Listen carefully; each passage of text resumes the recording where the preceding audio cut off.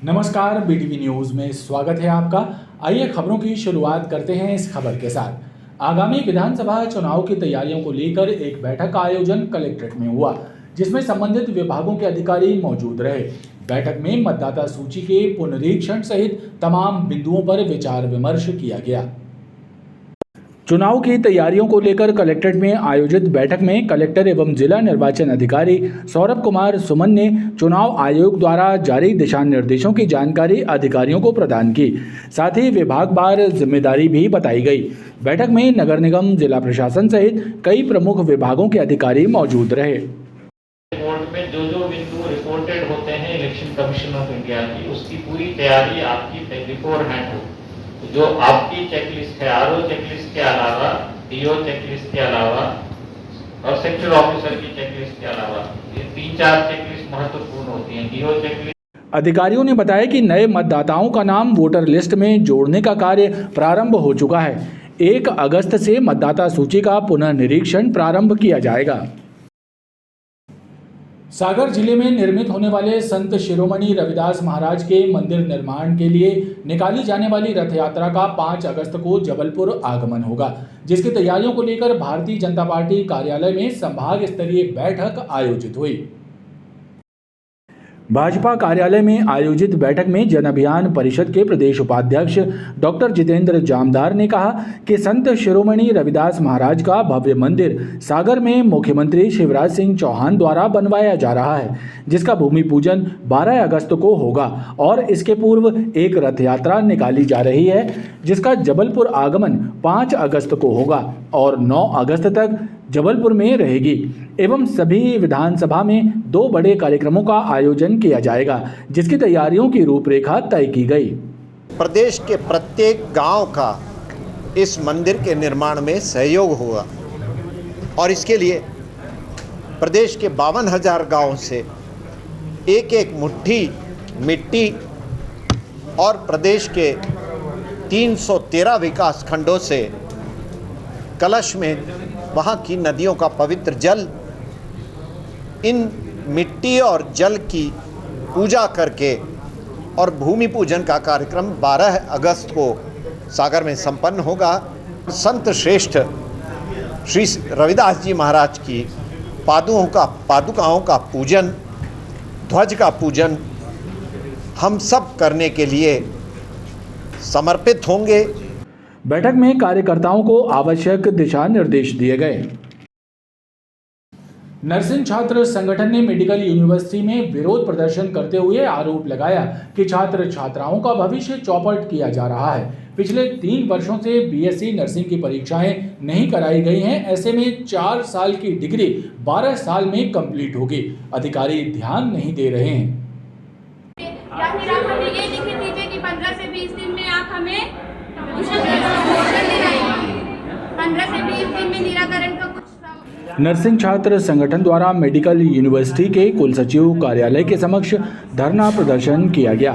छात्र संगठन ने आरोप लगाया कि पिछले 3 वर्षों से बीएससी नर्सिंग की परीक्षाएं आयोजित नहीं की जा रही हैं, जिसकी वजह से हजारों छात्र छात्राओं का भविष्य अंधेरे में है। यही हाल रहा तो 4 साल की नर्सिंग डिग्री 12 साल में भी पूरी नहीं हो पाएगी।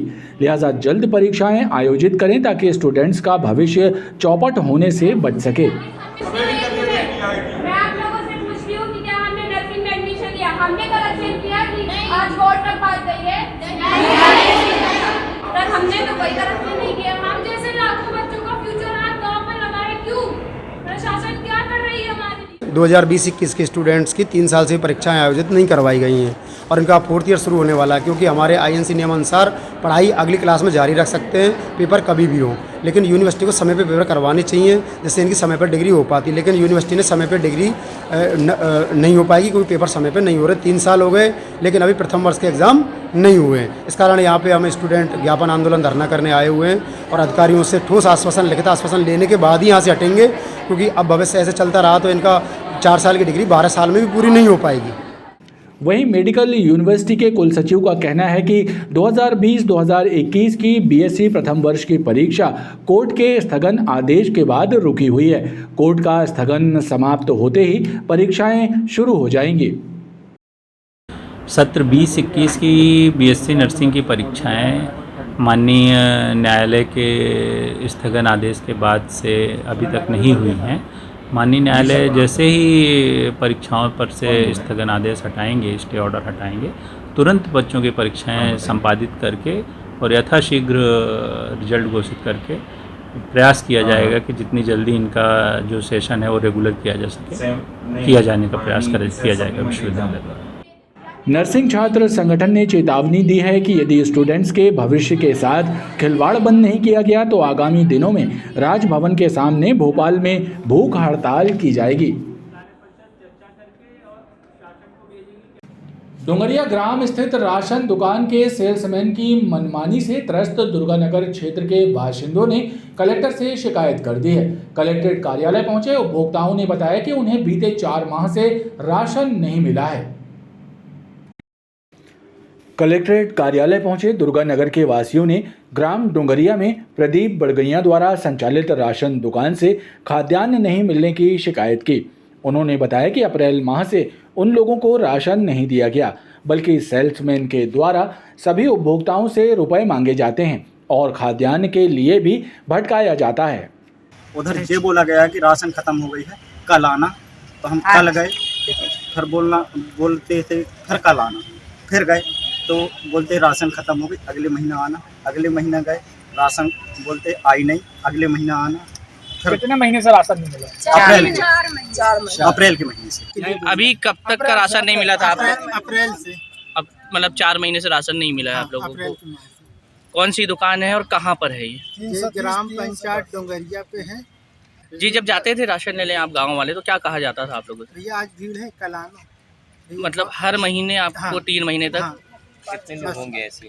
ग्रामवासियों ने राशन दुकान के सेल्समैन के विरुद्ध कार्रवाई करने और खाद्यान्न दिलाए जाने की मांग की है।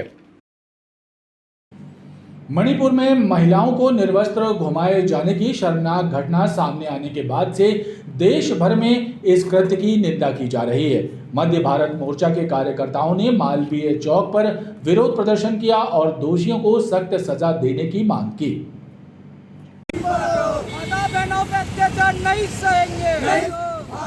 मणिपुर में मानवता को शर्मसार करने वाली घटना सामने आई, जिसके बाद देश के विभिन्न शहरों में विरोध प्रदर्शन का दौर जारी है। इसी कड़ी में संस्कारधानी में भी मध्य भारत मोर्चा ने मालवीय चौक में नारेबाजी करते हुए बैनर पोस्टर लेकर प्रदर्शन किया और महिलाओं के साथ हुए कृत्य की निंदा करते हुए सरकार की नाकामी पर अफसोस जाहिर किया है।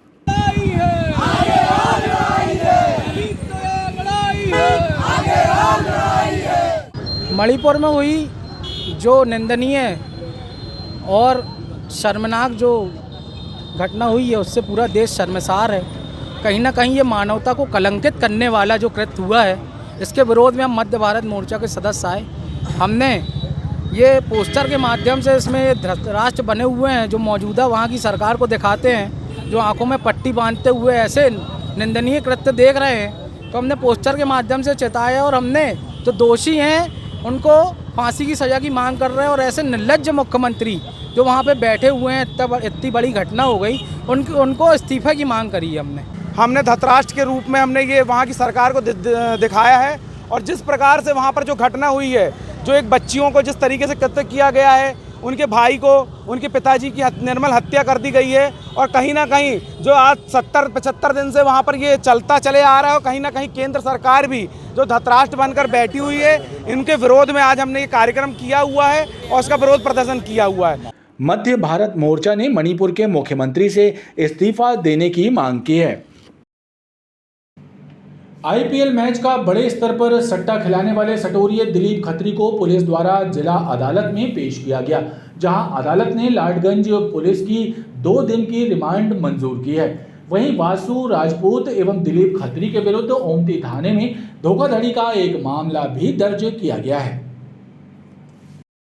फरार सटोरिये दिलीप खत्री की गिरफ्तारी के बाद उसे न्यायालय में पेश किया गया, जहां पर लाडगंज पुलिस ने अदालत में रिमांड के लिए आवेदन दिया था। लिहाजा न्यायालय ने 2 दिन की रिमांड मंजूर कर ली है।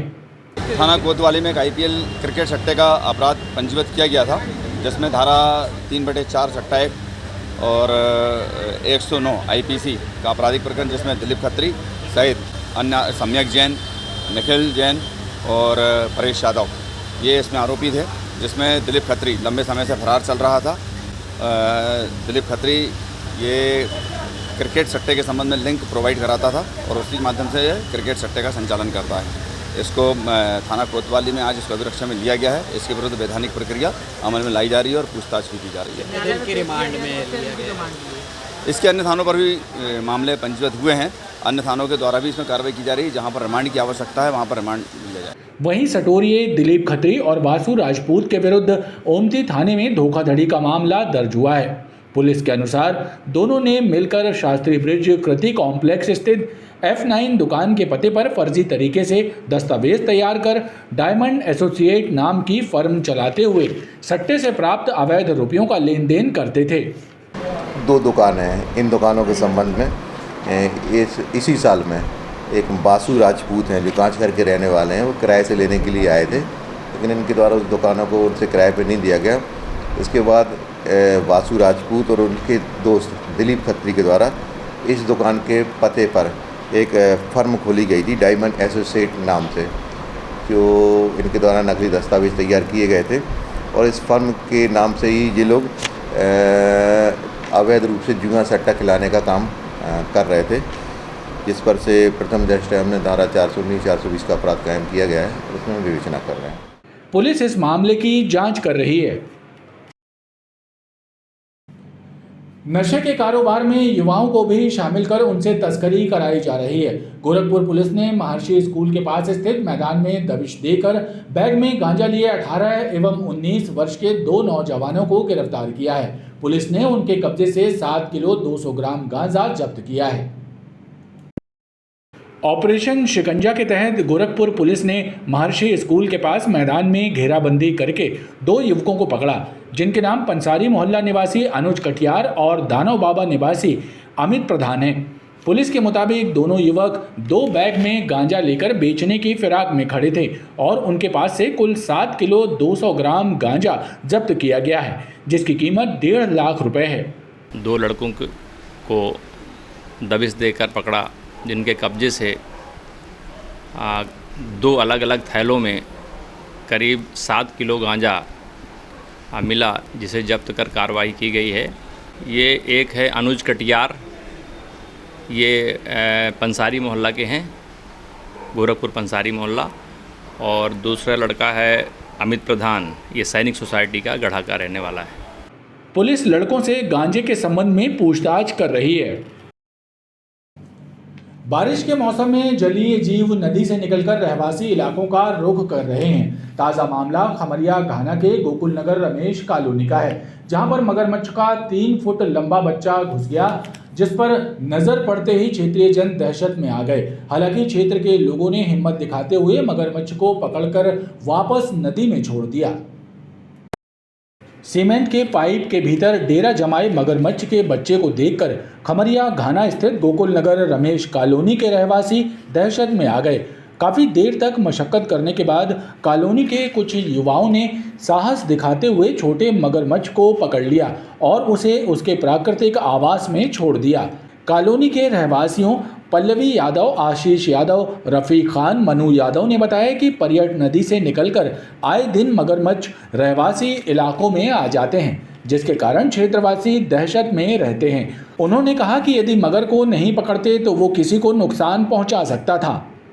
मगरों की तादाद बहुत ज़्यादा बढ़ गई है। गाँव देहात में आके अपना डेरा डाले हुए हैं और ये अभी 2.5 से 3 फीट के मगर देखे गए हैं। गांव में इनकी तादाद कुछ ज़्यादा हद से ज़्यादा बढ़ गई है।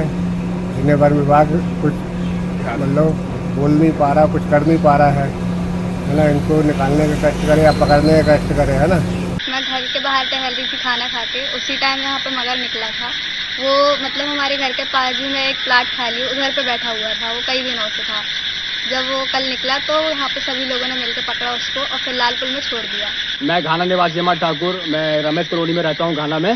यहाँ पर कॉलोनी के पास थोड़ा छोटा सा मगर आ जा रहा, जिसके बाद हम लोग ने उसको थोड़ी मतलब मुश्किल से पकड़ के सीधे लालपुर में छोड़ के आए।